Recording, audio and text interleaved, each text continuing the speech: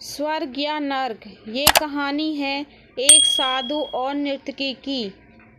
किसी छोटे से गांव में साधु रहते थे और उस साधु का काम गांव के लोगों को उपदेश देना था। उसी गांव में एक नर्तकी रहती थी। उसका काम लोगों के सामने नाचकर गांव के लोगों का मन बहलाना था।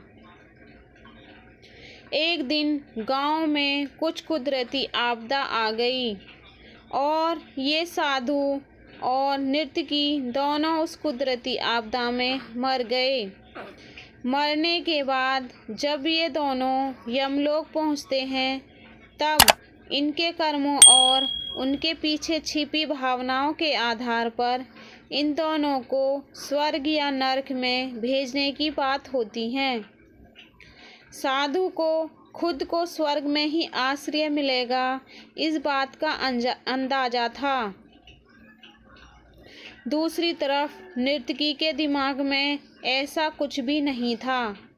उसे तो सिर्फ फैसले का इंतजार था।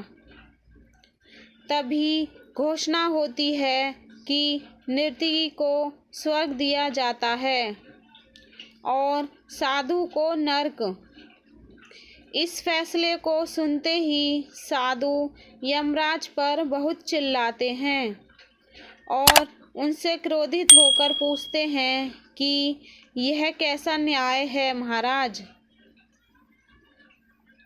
मैंने अपनी सारी जिंदगी लोगों को उपदेश देने में बिता दी और मेरे नसीब में नरक, जबकि ये नर्तकी जीवन भर लोगों को रिझाने के लिए नाचती रही और इसे स्वर्ग दिया जा रहा है।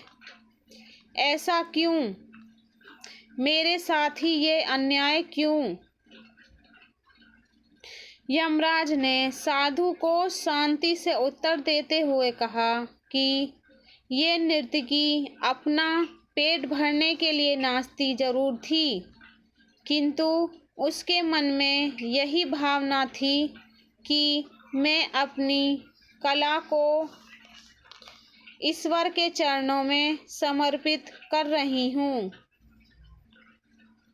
जबकि तुम लोगों को उपदेश देते हुए भी यह सोचते थे कि काश तुम्हें भी नर्तकी का नाच देखने को मिल जाए।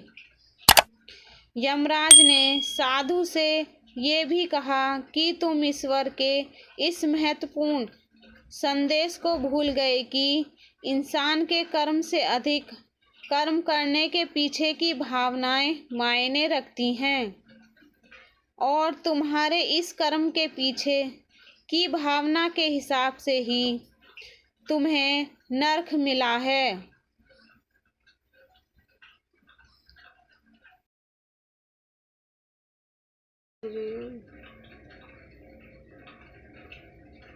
सीख। इस कहानी से हमें यही सीख मिलती है कि हम चाहे कोई भी काम करें, पर हमारी उस काम करने के पीछे की नीयत साफ होनी चाहिए।